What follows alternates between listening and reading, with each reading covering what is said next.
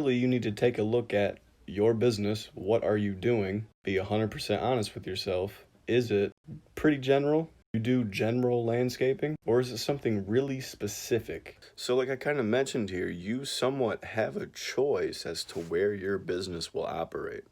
To get back to that specific question, whether your product or service is broad versus niche, kind of like I said, what is it that you are actually doing? What is it that your business is actually doing?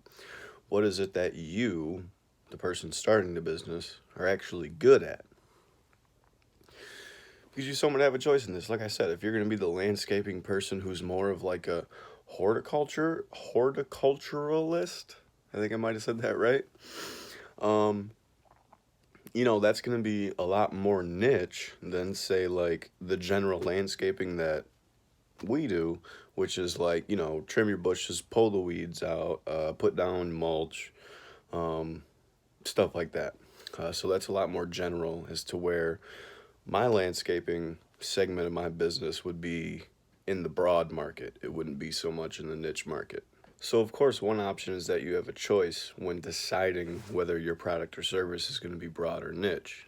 Now, to bring up another point, another thing that you'll want to do too is yes, you do somewhat have a personal choice as to what you're going to do, operate in broad versus niche. But another thing that you'll want to consider when you're deciding whether your business should be a broad or niche business, also take a look at the market. So don't just do, what you want to do necessarily in this situation, but take a look at the industry that you're in and take a look where are, we'll say, the right customers at in your industry. Where are they? Are they in the niche market or are they in the broad market? Where is your customer in that industry? Where is your ideal customer in that industry? Is there a market for broad in that industry? Is there a market for niche? Is there a market for both? Your business can never cross over and try to do more than one of the four strategies.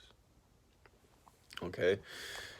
Well, you can, but you're not going to be very successful because you're not going to know how your business is exactly competing.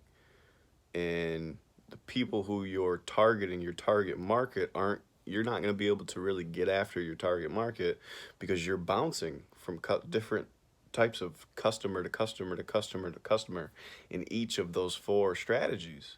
Okay, so right now we're talking about broad and niche. So there's a different batch of people who want a niche product or service, and then there's a different batch of people who just want a broad product or service. So not only is it, business specific, it's sorry, not only is this, kind of it's a working platform for all businesses. Um, so you do have a little bit of a choice when deciding between broad or niche market, but also take a look at where is your ideal customer? Where do you see your business making the most profit? Is it offering something that's really niche and specific and specialized, or is it offering something a little bit more broad? So yes, you do have a choice. However, do some of your research and see where you think your target market's at. Is it broad or is it niche?